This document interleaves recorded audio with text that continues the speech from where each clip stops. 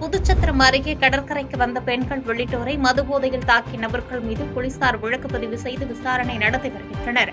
கடலூர் மாவட்டம் குறிஞ்சிப்பாடி அடுத்த மீனாட்சிப்பேட்டை பகுதியை சார்ந்த நபர்கள் பெண்களுடன் புதுச்சத்திரம் அருகே உள்ள பெரியகுப்பம் கடற்கரை பகுதிக்கு பொழுதுபோக்கிற்கு வந்தனர். அப்பொழுது அங்கு வந்த மதுபோதையில் இருந்த தியாகவள்ளி பகுதியை சார்ந்த சிலர் பெண்களிடம் வாக்குவாதத்தில் ஈடுபட்டு திடீரென தாக்கியுள்ளனர். மேலும் அவர்களுடன் இருந்தவர்களையும் கடுமையாக தாக்கிய நிலையில் இரு தரப்பிற்கும் மோதல் ஏற்பட்டது. தொடர்ந்து இதுகுறித்தான வீடியோ காட்சிகள் சமூக வலைதளங்களில் பரவிய நிலையில் இந்த சம்பவம் குறித்து புதுச்சத்திரம் காவல் நிலையத்தில் முதல் தகவல் அறிக்கை பதிவு செய்து 5 பேரிடம் விசாரணை மேற்கொண்டு வருகின்றனர்.